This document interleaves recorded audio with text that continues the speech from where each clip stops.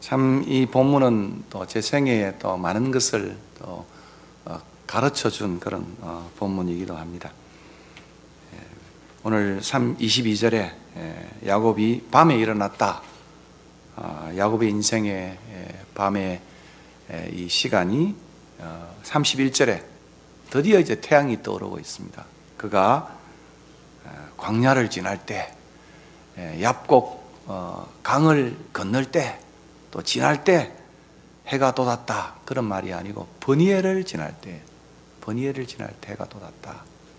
긴긴 밤의 시간이 이제 태양이 돋는 그의 인생의 모습을 소개하는 본문이기도 합니다. 이 본문을 통해서 야곱이 자라난 대로 이스라엘로 변화가 되어집니다. 우리가 야곱의 생애를 보면 언제나 모든 사람이 추구하는 것처럼 축복에 목말라 하는 인생이었습니다. 그 이름 그대로 아마 김춘추의 시를 보니까 내가 꽃이라 부르니 꽃이 되었다 하는 것처럼 오늘 그 야곱의 이름 그대로 그의 생은 야곱처럼 살았습니다. 그래서 언제나 축복을 목말라 하면서 남의 발꿈치를 잡고 남을 디디고 서서 성공과 축복을 손에 쥔 그 야곱이 드디어 오늘 그 이름이 바뀌는 이스라엘이 되는 그런 장면이기도 합니다. 그는 이제 12지파의 족장으로 그 이름 때문에 또 유대 민족이 이스라엘이라고 하는 이름을 갖게 되어지는 그런 사건이 바로 이 사건이기도 한 것입니다. 인생의 밤이 지나고 이스라엘의 해가 뜨는 그런 장면이기도 합니다. 지렁이 같은 야곱이 택한 이스라엘로 바꾸어지는 그런 시간입니다. 축복에 목말라 하는 이 야곱은 어떻게 여러분 자세히 보면 아브라함은 그래 좀 범접하기가 쉬운 것 같으면 참 어려운 사람이라고 한다면 야곱은 참 좀 비슷하다. 근데 그런 야곱의 약전을 읽으면 참 위로를 많이 받는, 아마 그래서 오늘 제목도 야곱은 우리의 자화상이다. 그리고 이스라엘 민족 전체의 자화상이기도 한 것입니다. 신앙의 길에 우리는 자주 야곱처럼 또 살려고 하고 또 그렇게 살아갑니다. 성공과 축복을 원하며 그것을 얻기 위해서 온 세상적인 방법으로 인간적인 꾀와 노력으로 그것을 사람들은 지려고 합니다. 그는 성공과 또 축복을 위한 싸움꾼이었습니다. 싸움꾼이었어요. 그러나 이런 야곱도 생판 꾀돌이만은 아니었어요. 때때로 위기에 처할 때마다 하나님께 기도도 한 인물이었습니다. 창세기 28장도 그랬고 오늘 이 본문 바로 앞에도 여러분이 아시는 것처럼 32장 10절에도 기도를 하고 있습니다. 서원도 하고 하나님이 은혜였다고도 그렇게도 고백을 합니다. 그러면서도 야곱은 출생부터 살아가는 과정에서도 자신의 꾀와 노력으로 축복과 성공을 손에 쥐려고 애를 쓰는 자였습니다. 무한 경쟁 속에 우리는 한편으로 이런 사람 참 나쁜 놈이다 그렇게 말하면서도 또 한편으로는 이런 자들을 속으로는 동경하기도 합니다. 겉으로는 아닌 체 하면서도 현실이 그러니까 참 어려운 시간 속에서 이래야 성공한다, 아마 이런 두 얼굴의 고민을 안고 있는 것이 또 우리의 모습이기도 한 것입니다. 확실히 야곱은 현대판 축복과 성공의 그러한 자화상임이 분명한 것입니다. 축복과 성공에 목말라 하고 그것을 쟁취하기 위해 수단 방법을 가리지 않습니다. 야망자이고 싸움꾼입니다. 장자권과 축복을 그가 손에 쥐었지만은 그러나 야곱의 인생 속에서는 오히려 이 축복과 장자권 가진 만큼 인생이 그렇게 행복하지는 않은 것 같습니다. 늘 반목과 질시와 방랑과 외로움과 두려움으로 살아야 했습니다. 자기 꾀로 성공을 쟁취했지만은 찾아오는 것은, 따라다니는 것은 마치 빛과 그림자처럼 우리의 그림자가 늘 우리 곁에 있는 것처럼 늘 거기에는 시기와 미움과 갈등과 외로움과 두려움이 그의 인생 속에 있었습니다. 축복을 손에 쥔 것 같았지만 다 축복이 빠져나가는, 바람을 지는 것 같고 모래알을 지는 것 같고 물을 지는 것 같은, 안개를 지는 것 같은 그런 인생이었던 것을 우리는 보게 됩니다. 잘 아는 대로 야곱이라는, 제이콥이라는 이름은 힐캐쳐, 발꿈치를 잡는 자라고 하는 의미입니다. 또 달리 번역하면 deceiver, 속이는 자다 이렇게도 말할 수 있고, 또 달리 말하면 fighter, 싸움꾼이다 이렇게도 해석을 할 수가 있습니다. 태어날 때도 에스의 발 뒤꿈치를 잡았지만 자라서도 형 에스를 2번이나 속여서 장자권과 축복을 가로챘습니다. 에스의 눈에도 그는 확실하게 야곱이었습니다. 창세기 27장 36절에 제가 참 이 본문을 읽으면서 참 여러 생각을 했어요. 에스가 가로되 아마 2번이나 속임을 당하고 그의 이름을 야곱이라 함이 합당치 아니하니까. 세 번역에 보니까 아주 우리 마음에 쏙 들게 번역을 했어요. 그 녀석 이름이 왜 야곱인지 이제야 알 것 같습니다. 2번이나 속임을 당하고 그 자식 그 왜 야곱이라고 그 이름을 댔는지 꼭 그 이름 그대로 놀고 있어 라고 하는 표현으로 세 번역은 번역을 하고 있습니다. 그뿐 아니라 그는 자기 꾀로 삼촌 라반도 이기고 기었고 오늘 그 이전에 보니까 성공하여 부자가 되어졌습니다. 이런 그가 이제 다시 이제 고향으로 도망쳐 나오면서 귀향을 하면서 여러분 아마 야곱 인생 속에 보면 고향과 타향과 귀향이 인생의 파노라처럼 그렇게 진행되고 있습니다. 28장에 고향을 떠나는 장면이 있다고 한다면 이제 32장에 마치 수미상관의 모습처럼 처음과 그의 인생의 끝이 가나안을 두고 떠나고 돌아오는 장면 속에서도 여전히 그 장면 속에 나타나는 모습은 결국은 야곱의 생애 속에 정말 어려움을 겪는 모습이 나타나는데 두 겹의 어려움이 있죠. 하나는 삼촌 라반이 이를 갈고 추격을 하고 있고, 또 좀 잊어버리고 싶지만은 또 에서가 앞에서 기다리고 있었습니다. 그런데 그 시간은 오늘 성경 기자는 밤이었다고 표현을 하고 있습니다. 28장에 이미 저물어 밤이 되었던 그 시간과 또 다시 돌아오는 시간도 밤으로 성경 기자는 묘사하고 있고, 비록 성공과 축복을 손에 쥐었지만은도 그 시간은 인생의 캄캄한 그러한 밤의 시간이었습니다. 위기의 시간이었습니다. 이런 시간에 여호와께서 인생들을 만나고 계시는 것을 봅니다. 엄마 집에 있을 때 엄마 베개 속에서 하나님을 만나면 얼마나 좋겠습니까? 그런데 그는 정말 엄마 베개가 아니고, 요즘 뭐 수양회 갈 때 아마 우리 중고등부 간다는데 아마 자기 베개 들고 가죠. 보통 보면, 그죠? 수양회 갈 때 보면 아마 야곱은 엄마 베개 주신 베개를 못 들고 간 것 같아요. 그래서 그는 돌베개를 베고 거기서 집에서 엄마 품에서 하나님 만나는 것이 아니라 그 광야에서, 그 루스에서 그는 하나님을 만났습니다. 아마 여러분이 이민 오셔가지고 예수를 안 믿던 분들이 이곳에서 예수를 만난 분들도 있을 것입니다. 이렇게 인생은 위기 속에서, 어둠 속에서, 밤 시간 속에서 하나님을 만나게 됩니다. 이런 야곱의 생애를 신명기 기자는 아주 잘 주석을 달고 있습니다. 신명기 32장 10절의 말씀이에요. 거기에 신명기 기자는 야곱의 생애를 이렇게 표현을 하고 있습니다. 여호와께서 야곱을, 그를이라고 하는 것은 야곱을 황무지에서 짐승의 부러지는 광야에서 만나시고 호위하시며 보호하시며 자기 눈동자같이 지키셨도다.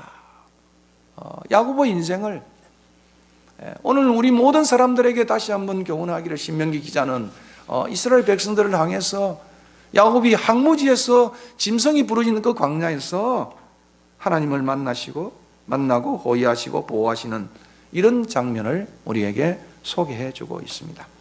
이제 야곱은 약복 강가에서 가족과 사람들을 다 강을 건너 보내고 자신은 축복의 땅 코앞에 바로 앞에서 홀로 남겨졌습니다. 아마 자기의 꾀를 다 동원했겠죠. 아마 그건 우리 이 목사님 통해서 들으셨을 것입니다. 앞에 뭐 예물도 보내고 또 그 다음에 이제 부녀자들 또 보내어서 설마 에서가 나를 칠까? 또 친다면은 그래도 내가 제일 뒤에 있어가지고 도망을 치야지. 뭐 아마 이런 장깨 중에 장깨를 20점 먹은 깨를 다 동원해가지고 뭐 플랜 A, 플랜 B, 뭐 플랜 C 이렇게 싸웠을 거예요. 그래도 야곱은 참 무서웠고 외로운 그러한 시간이었습니다. 혼자 남겨진 외로운 그 밤이었어요. 그래서 어느 신학자는 이 참 야곱의 이 장면을 이렇게 표현을 하고 있습니다. 야복에서 야곱이 하나님과 사람과 실험했다. 이 장면을 이 세 가지로 이제 표현을 하고 있는데, 그게 야복이라는 단어와 야곱이라는 단어와 실험한다는 단어가 다 같은 어원이에요. 그것이 바로 아바크라고 하는 히브리어 단어예요.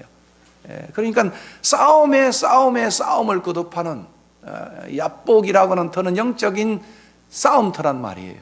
그 야곱은 또 싸움하는 사람이지 않습니까? 거기서 야곱이 또 실험을 하는 장면에서, 그래서 제 후배 중에 하나는 그 야곱의 이야기를 통해 가지고 이 장면을 이렇게 간단하게 표현했습니다. 야곱이 야곱하다. 그러니까 얼마나 싸움의 새 장소와 사람과 그리고 사건 전체가 싸움의 이미지로 또 중첩되어져서 세 번이나 강조되어져 있다. 그렇게 이야기를 하고 있습니다. 한마디로 오늘 이 본문은 그의 생애의 싸움의 이야기가 절정을 이루는 그런 장면이라고 말할 수 있습니다. 야복에서 야곱의 실험은 생애 마지막 최고의 실험이었다. 축복의 땅 바로 코앞에서 그는 이 절대절명의 실험을 하고 있습니다. 그것은 바로 이스라엘이 되는 실험이었습니다. 그런데 이 실험은 이전의 실험들과 다른 모습을 보여주고 있습니다. 속고 속이는 시험이 아니었어요. 하나님의 사람과의 시험이었습니다. 싸움이었습니다. 이 실험은 그의 생애에 있어서 가장 충격적인 경험의 실험이었다고 말할 수 있습니다. 25절과 30절의 내용입니다. 한도뼈가 위골되어지는 그런 실험이었고 이름이 바꾸어지는 그런 실험이었습니다. 우리는 이 본문에서 이 실험에서 이 싸움에서 그의 이름의 위대한 변화를 우리는 만나게 되어졌습니다. 이 싸움에서 하나님의 사자가 야곱에게 묻지 않습니까? 너 이름이 무엇이냐고. 아마 경상도 버전으로 물은 거 아니겠죠? 네 이름이 뭐고? 아마 이렇게 물은 건 아니었을 것입니다. 그러나 27절에 다시 말하면 이 말의 의미는 무엇입니까? 꽃이라 부르면 꽃이 된 것처럼, 이름 속에 그 의미가 있는 것처럼 너는 과연 어떤 놈이냐? 네 정체가 뭐냐? 그것을 묻고 있는 겁니다.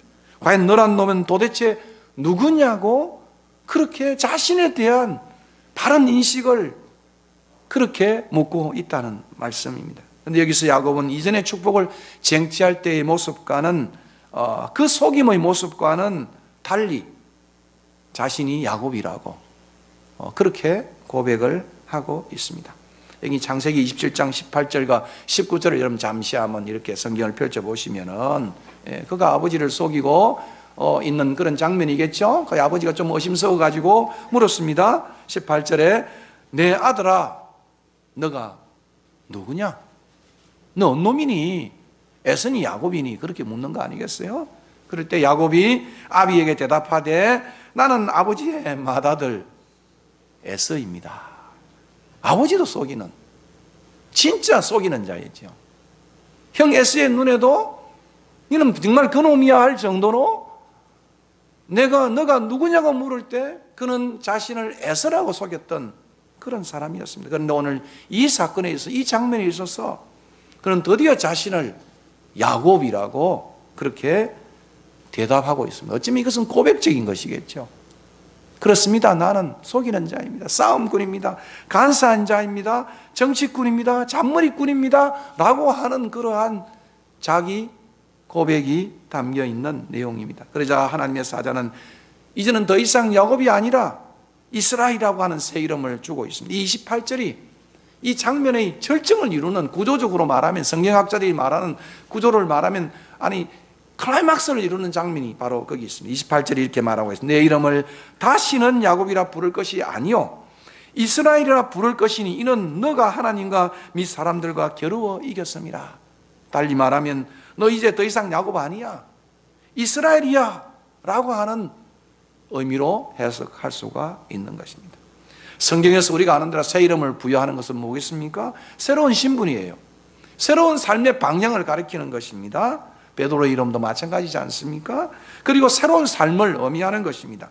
이스라엘이라고 한 이름의 의미는 우리가 흔히 하나님과 겨루다, 하나님을 이기다, 이런 의미로 해석되었습니다만은, 그러나 NIV 성경도 그렇게 말하고 오늘 우리 성경도 그렇게 번역을 하고 있습니다. 그러니까 제가 조금 더 여러 가지 주석과 또 연구 논문들을 살펴보니까 오히려 그것이 아니고 하나님이 싸우신다. 그러니까 이스라엘을 할 때 그 엘을 목적적으로 해석할 것이냐, 주격으로 해석할 것이냐. 그런데 많은 경우에 NIV나 한국 번역에는 이제 이것을 목적으로 하나님을 이겼다. 그래서 이 본문을 가지고 우리도 이제 하나님 앞에 그냥 매달리고 그냥 하면 축복을 받는다. 그래서 이 본문을 가지고 끈질기게 하나님 앞에 매달리고 하나님이 이겨야 된다, 이런 설교를 해왔는데 오늘 본문은 그런 의미가 아니라는 말씀입니다. 이것이 엘이 주격이 되면 이제 그의 인생은 하나님이 스트라이브 싸우신다, 하나님이 다스리신다. God prevails, God reigns. 하나님이 다스리신다고 하는 의미로 해석되어야 한다는 말씀입니다. 왜냐하면 이스라엘의 운명은, 이스라엘의 민족의 운명은 이제는 더 이상 자기께로, 자기의 그러한 생각으로 그 민족이 살아가는 방법이 아니라 하나님이 다스리고 하나님의 명철과 하나님의 지혜로 살아가는 민족이 되어야 한다는 그런 의미를 갖고 있는 것입니다. 그렇습니다. 그동안 야곱은 자기께로 성공과 축복을 끊어지는 그러한 싸움을 지금까지 해왔다고 한다면 이제부터는 하나님이 싸우시고 하나님이 다스리시는 그런 삶으로 이제는 살아야 된다는 그런 의미가 여기에 담겨 있다는 것입니다. 이것이 민족 이스라엘의 삶이고 우리 신앙인들의 삶이 분명한 것입니다. 축복과 성공을 쟁취하기 위해 수단 방법을 가리지 아니하고 내가 주도하여 싸우는 삶이 아니라 이제는 언제나 그 이전의 야곱은 자기가 주체가 되었어요. 에서를 속이고 아버지를 속이고, 물론 심은 대로 거두니까 라반한테 속임을 당했지만은 그래도 여전히 이래전에는 좀 실패한 것 같지만은 이해전에서는 자기가 이제 주도가 돼가지고 기업과 삼촌 라반을 이겼습니다. 그것이 야곱의 이전의 생이었다고 한다면은 이제는 내 중심이 아니라 하나님이 내 인생을 다스리시고 하나님의 꾀와 명철과 모략으로 살아가야 하는 그런 인생임을 말하고 있는 것입니다. 그런데 흥미로운 점은 여기 약속의 땅, 축복의 땅을 바로 앞에 두고 앞뒤의 위기로 교착된 이 밤, 이곳 얍곡 강가의 기로에서 갈림길에서 그는 더 이상 축복과 성공을 손에 거머쥐기 위해 자기 꾀로 자기가 주도하는 싸움을 하는 것이 아니라 자세히 이 본문을 여러분이 좀 면밀히 관찰해 보면 하나님께서 이니셔티브를 쥐고 걸어오시는 싸움이었다는 것을 보게 됩니다. 24절의 말씀과 25절의 말씀입니다. 그동안 그는 야곱이란 이름처럼 자신이 주도하고 성공과 축복과 그리고 축복을 쟁취하는 삶이었다고 한다면은 물론 그 전까지도 앞서서 말한 것처럼 또 깨를 웬동 20년 묵은 노하우를 가지고 플랜 A, 플랜 B, 플랜 C를 세우고 다 해왔지 않습니까? 대책을 강국이 32장 13절에서부터 23절까지 20절까지 내용이에요. 예? 그리고 앞서 기도도 했지 않습니까? 이제 몰릴 대로 몰리니까 기도도 나오지 않겠어요. 아마 신앙의 기도일 수도 있고 참 몰려서 나오는 기도일 수도 있고 그게 막 혼합이 돼 혼재가 돼가지고 어디까지 순수한지 참 찾아보기 어려울 정도의 우리의 신앙의 길도 그런 거예요. 그러나 지금 그 외롭고 캄캄한 밤 약곡 강가에서 한판의 싸움은 그동안 늘 해왔던 자기 주도의 싸움이 아니었어요. 자기 께로 싸운 것이 아니었고 하나님 편에서 시작한 싸움이었습니다. 24절이죠. 한번 여러분 보시면 좋겠습니다. 야곱은 홀로 남았더니, 히브리어도 이제 어떤 사람이, 한 사람이 날이 새도록 야곱과 씨름하다가, 그건 주어가 무엇입니까? 어떤 사람이 야곱과 씨름했다는, 야곱이 한 게 아니고 어떤 사람이 끌어온 씨름이었다는 그런 이야기입니다. 밤에 도망자로 위기 속에서 홀로 남겨졌을 때 하나님의 사람이 이 광야에서, 이 외로운 시간 속에서, 밤의 시간에서 나타나 싸움을 걸고 있습니다. 이 싸움에서도 여전히 야곱은 싸움꾼이었습니다.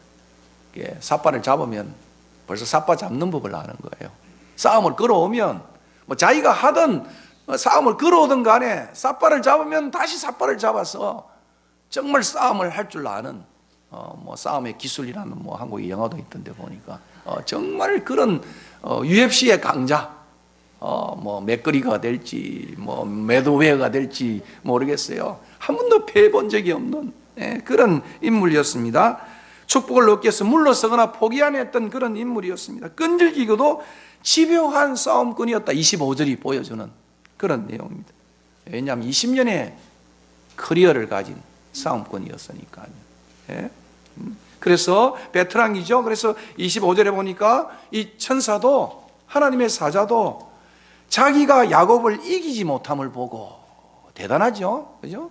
에서도 아버지도 그 라반 같은 그 머리가 좋은 그 사람도 다 이긴 거예요. 다 이긴 거예요. 천사도 이제 도대체 안 되겠다 이거죠. 그래서 이제 천사가 마지막 필살기를 서는 겁니다. 필살기. 그게 뭐였습니까? 그게 그 다음 25절의 후반부의 내용입니다. 그가 야곱의 허벅지 관절, 환도뼈를 치매 야곱의 허벅지 관절이 그 사람과 씨름할 때 어긋났더라. 드디어 야곱이 무릎을 꿇은 거예요. 그 싸움에. 하도 집요하게 싸우니까 하나님의 사자는 그의 허벅지 관절을 치게 되는 겁니다. 아마 이게 남자들이 제일 약한 부분인 것 같아요. 순경이 잡을 때, 그죠? 이 허리를 탁 하면 잡으면 남자들이 꼼짝 못하는 것이거든요. 그리고 생명의 하나의 기관이 되어지는 바로 그것을 치게 되어져서 그는 일생 동안 장애자로, 영적인 장애자로, 장애를 안고 이스라엘의 삶을 사는 그런 모습으로 오늘 소개를 하고 있는 것입니다. 필살기 아시죠, 여러분? 제가 사전을 찾아보니까 경기를 끝마치기 위해 사용하는 최후 기술, 이게 필살기예요. 하나님이 이제 사자가 마지막 최후 기술을, 마지막 필살기를 쓴 겁니다.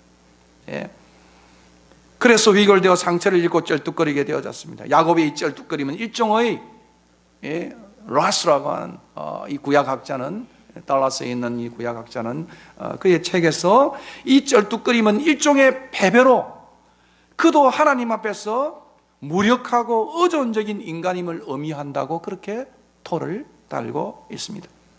이렇게 되자 그는 하나님의 사자에게 축복을 구하고 있습니다. 거기서 물러서지 않아요. 야곱은 26절에 당신이 내게 축복하지 아니하면 가게 하지 아니하겠나이다.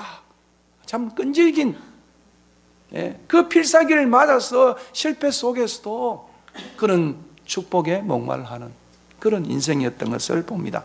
그래서 무조건 하나님 앞에 대들고 그냥 하면 축복받는다, 그렇게 해석하는 분들이 없잖아요. 했는데 그런 의미는 아니에요. 이것을 호세아서 12장 4절이 잘 해석을 다루고 있어요. 이 본문에 대해서. 이 부분을 호세아 선지자는 이렇게 설명을 하고 있습니다. 천사와, 좀 번역이 좀 이상해, 겨루어 이기고 이게 아니고 천사와 씨름하여, 그죠? 천사와 씨름하여 축복을 획득하게 되어졌는데 어떻게 해요? 울며 그에게 은총을 간구했다.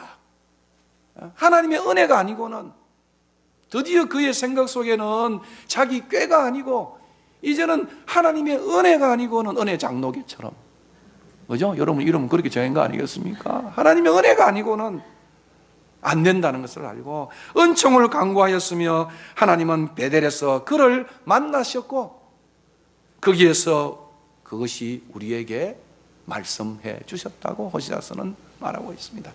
이미 선지자들의 그러한 청중들을 향하여 호세아서는 바로 그 본문을 가지고 그렇게 말씀하고 있는 것입니다. 결국 환도뼈가 위골되면서 야곱은 이 싸움이 그냥 싸움이 아니라, 와, 이 싸움은 하나님과의 싸움이었구나, 영적 싸움이었구나, 그를 드디어 깨닫게 되어졌습니다. 그것이 30절의 말씀이에요. 그가 이러기를, 그죠? 그가 이러기를 뭐라고요? 내가 하나님과 대면하여 보았으나, 이 싸움이 하나님만의 영적인 싸움이었던 겁니다. 내 생명이 보존되었다 함이라고 그렇게 말하고 있습니다. 그리고 그는 위대한 이스라엘의 족장이 되어졌다고 성경은 말하고 있습니다. 그렇습니다. 진정한 이스라엘의 족장이 되기 위해서는, 진정한 성공과 축복을 움켜쥐기 위해서는 야곱처럼 사람들의 발꿈치를 잡는 싸움이나 세상적인 꾀싸움이 아니라 하나님과의 영적 실험, 우리 인생에 바로 그것이 있어야만 진정한 승리와 성공의 삶을 산다는 교훈을 우리에게 던져주고 있습니다. 이 싸움은 내가 무너지는, 환도뼈가 부러지는 싸움이었고, 이 싸움은 자신이 이제는 처절하게 야곱임을 알고 하나님께 매달림으로써 은총을 구함으로써 더 이상 야곱이라 불리지 아니하고 이스라엘이라고 불리게 되는 그런 싸움이었습니다. 이럴 때 우리는 참 이스라엘이 된다고 성경은 말하고 있습니다. 이럴 때 오늘 본문은 밤의 시간이 그 어두웠던 야망에 사로잡혔고 자기께로 사로잡혔지만은 축복과 장자권을 그리고 다 손에 쥐었지만은 그의 인생에는 남는 게 없었던 도망자였고 타향살이였고 외로움과 그러한 싸움 속에만 있어왔던 그의 인생의 어두운 밤이 28장부터 시작된 그 밤의 시간이 드디어 31절에 그가 번이엘을 지날 때 그 인생에 찬란한 태양이 떠오른다고 그렇게 창세기 기자는 서술하고 있습니다. 이것이 바로 오늘 이 아침 하나님께서 우리에게 들려주는 도망자, 순례자 야곱의 이야기인 것입니다. 아마 여러분의 생애도 마찬가지예요. 우리가 이 본문을 놓고 그때 야곱의 하나님, 아브라함의 하나님, 야곱의 하나님, 이삭의 하나님인 것처럼 그 하나님이 오늘 여러분의 이민길에, 여러분의 은혜 장로교의 그 길 속에 어떤 의미를 주는지 아마 이 본문을 다시 한번 생각해 보아야 할 것입니다. 참된 축복과 성공을 얻기 위해 실험해야 할 대상은 무엇이겠습니까? 우리는 흔히 사람이라고 생각할 때가 많이 있습니다. 저 인간 때문에 내가 축복을 못하지, 저 인간 때문에 부흥이 안 되지. 그래서 늘 우리는 사람과 싸우려고 해요. 사람과 에스와 싸우고 그리고 라반과 싸우고 이런 싸움 속에 있을 때가 참 많이 있습니다.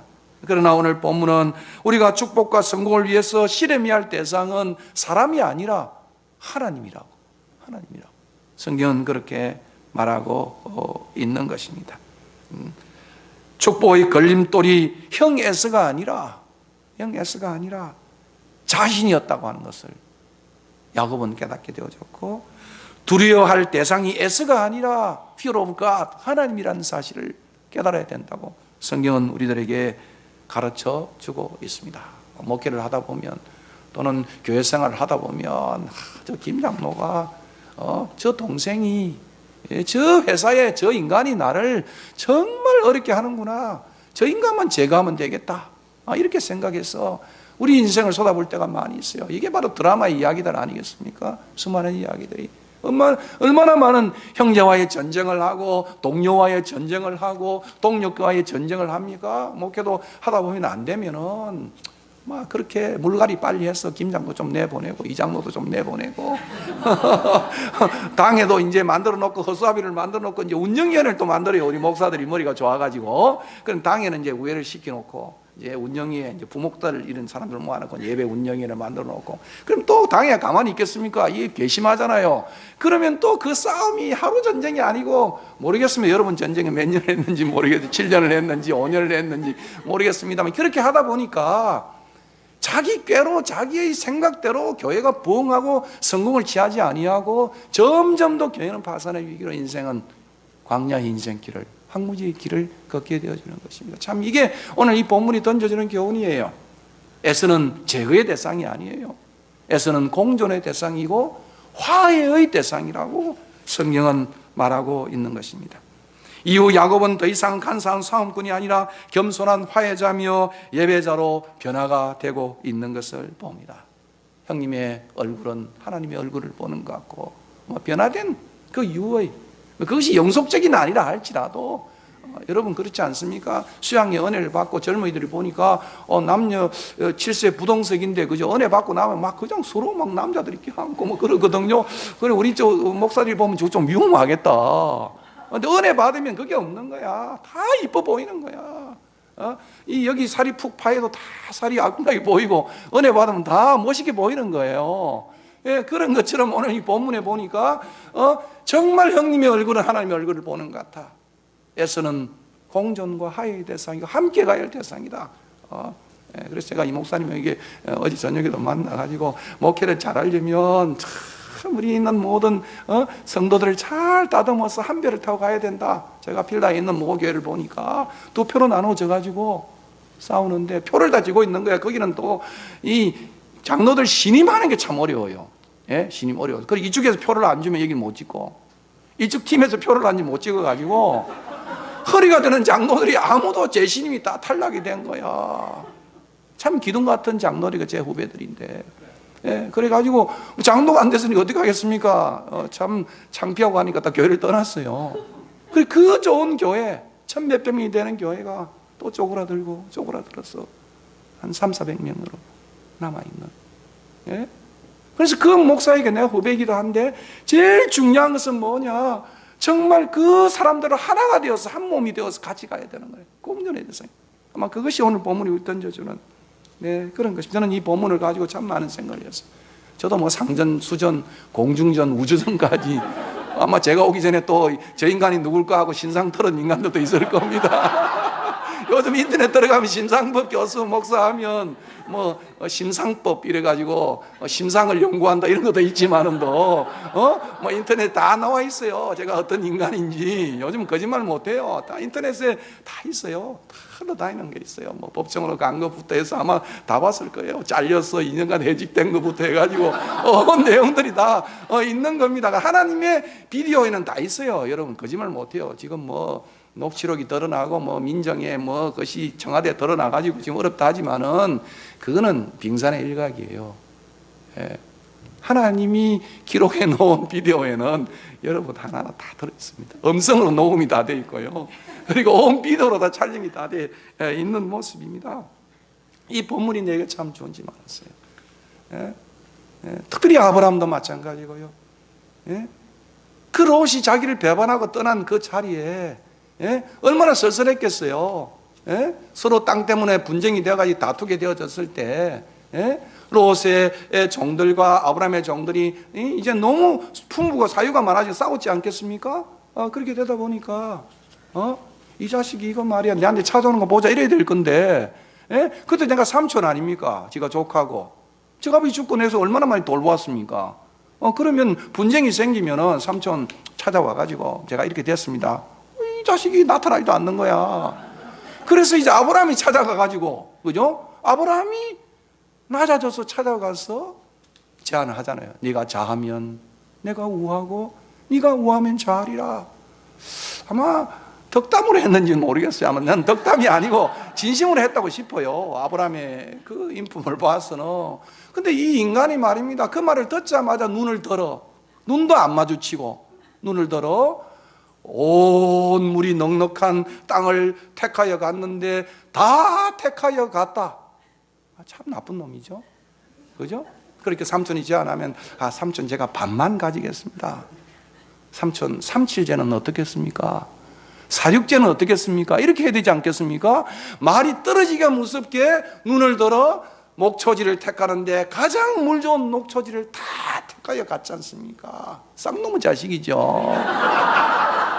내가 어떻게 지금 이미 나가지고 불러들여가지고 돈도 주고 다 했는데 이 나쁜 새끼가 그때는 욕을 욕답게 해야 됩니다. 그렇게 했는데 들리는 이야기로 이제 소돔은 그놈이 이제 내려가더만은 물만 택했으니까 그러니까 저 물 좋은 대로 소돔으로 가 소돔 안에 전쟁이 일어난 거예요. 들리니까 잡혀갔다는 거예요. 그 자식 잘 됐어. 하나님이 참 공의로우셔. 이렇게 해야 되지 않겠습니까? 근데 정말 아브라함은 기르고 기렀던 사람을 데리고 어디까지요? 단까지. 그게 이스라엘의 국정의 마지막 끝이에요. 거기까지 호발에 야습을 해서 쳐서 내려옵니다. 참 얼마나 아브라함의 그 너그러운 모습, 그죠? 예? 끝까지 사랑하는. 예? 그다지 지가 무덤 봤으니까 지가 들어가야 돼. 좀 고생 뼈 빠지게 좀 해봐. 배반의 아픔이 얼마나 큰지를 봐. 그죠? 14장에 보면 그건 정말 그 전쟁에 보면 서쪽에 있는 메소포타미아의 네 왕과 5개 있는 소돔 고모라의 5 왕사의 전쟁이잖아요. 그 전쟁이 12년 동안 잘 돌봐줬는데 갑자기 이 5 왕들이 해가지고 독립하겠다 해서 배반 때린 것이거든요. 그러니까 얼마나 기분 나쁘겠어요. 그래서 에이 나쁜 새끼하고 복수로 벌렸던, 그죠? 그 돌봐주었던 그러한 12년의 생활에 13년째 배반하여 독립하니까 거기 화가 나가지고 이제 복수전쟁이었어요. 근데 그 전말이 14장에 나오고 있는 거예요. 아브라함의 꼴과 똑같은 거예요. 그 나쁜 놈이 말이야, 내가 돌봐줬는데 떼먹고 또 독립하겠다고 때가 갔잖아요. 그러면 아브라함은 당연히 복수를 해야 되잖아요. 그 내 왕과는 달리 아브라함은 복수하지 아니하고 끝까지 그를 사랑했던 모습을 보게 됩니다. 오늘 이 본문도 어쩌면 그런 것 같아요. 제가 그 본문하고 이 본문을 읽으면서 내 생에도 그저 참 많은 싸움이 있었지 않겠어요? 예? 어떻게 이제는 내가 공존의 대상이다, 화해의 대상이다. 그것이 내가 이 본문을 통해 내 순례길에 읽었던 하나님이 주신 교훈이었습니다. 예, 너무나도 우리는 자주 사람들과 싸우려 합니다. 그것도 형제들과 동료들과 그리고 사랑하는 동력자들과 함께 싸우려고 애를 쓰고 있습니다. 이런 싸움을 오늘 본문은 끝이야 한다고, 그래야만 승리자가 될 수 있다고, 그래야만 진정한 이스라엘이 될 수 있다고 표현하고 있습니다. 에서는 공존의 대상이며 화해와 상생의 대상들이다. 한국 사회도 나는 그렇게 해야 된다고 생각해요. 예? 여러분 어떤 싸움을 하고 있습니까? 여러분의 형제 에서와의 싸움입니까? 아니면 진정한 영적 싸움입니까? 여러분이 7년간 우리 이 목사님 오시기 전까지 분리해서 왔다는데 어떤 싸움을 살았는지 모르겠어요. 어떤 인생을 살았는지 모르겠어요. 오늘 본문은 여기서 자기와의 싸움, 하나님과의 씨름이 야곱에서 이스라엘이 변한 것처럼 여러분이 은총과 은혜를 하나님께 간구하고 그 싸움 속에 있을 때 하나님 여러분을 축복하신다고 저는 그렇게 믿습니다. 하나님과의 싸움, 거룩한 싸움, 신령한 싸움에서 승리해야 진정한 이스라엘이 되는 것입니다. 그러기 위해서는 더 이상 야곱 되기를 포기하고 어쩌면 야곱임을 인정하고 나는 이런 놈이다, 하나님 앞에 자신을 고백하는 거예요. 자신이 어떤 놈인지를. 그죠? 그래서 그래야만 진정한 이스라엘로 변화가 되어지는 것입니다. 간사한 자가 아니라 자신을 바로 알고 하나님을 의지하는 자가 되라고 성경은 말씀하고 있습니다. 그리고 우리의 환도뼈가 부서져야 된다고 성경은 말하고 있습니다. 야곱이 부서져야 이스라엘이 건설되는 것입니다. 무엇보다도 자신이 야곱임을 인식하는 영적 싸움이 있을 때 이스라엘이 되는 축복을 얻게 되는 것입니다. 우리 역시도 진정 야곱처럼 하나님으로부터 참된 축복을, 레알 축복을 원한다고 한다면 자기가 누구인지, 어떤 놈인지, 어떤 존재인지 늘 그것을 성찰해가는, 깨달아가는 바로 그 자리에 있는 자가 축복의 자리에 있는 것입니다. 이 같은 영적 실험의 야복 강을 건너야만 약속의 땅, 축복의 땅에 도달할 수가 있습니다.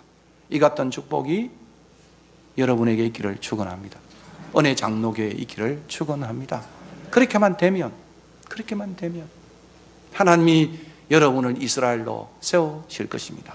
그리고 오늘 야곱처럼 하나님의 은총을 질기게 강구하는, 은총만이 살 길이라고, 은혜만이 살 길이라고 부르짖는 여러분이 되기를 진정으로 축복합니다. 구하라 그러면 얻을 것이요, 찾아라 그러면 발견할 것이고, 두드리면 열릴 것이라. 지속적으로 하나님 한 분만을 의존하고 새벽 기도 속에서, 여러분의 삶 속에서 자신이 누구인지, 내가 어떻게 살아왔는지, 그것을 선지서 전체에서는 수업이라고 불러요. 돌이킴이라고 불러요. 그러니까 인생에 마주치고 그리고 거기서 여러분이 뉘우치고 깨우치고 그래야만 가르침을 받는 것이거든요. 그런 성숙한 인생으로 여러분이 아름답게 이 교회를 목사님과 더불어 이루어 나가는 아름다운 교회가 되기를 진정으로 축원합니다. 그래야만 나갔던 분들 또 헤어졌던 많은 분들이 야, 참 은혜 장로에는 정말 은혜로워. 은혜로워. 참 여기서는 공동체가 아름다워. 소문난 교회로, 아름다운 교회로 그렇게 되어져서 이 이민사회에 참으로 신선한 샘물이 되는, 활천이 되는 그런 은혜 교회를 되기를 진정으로 축원합니다.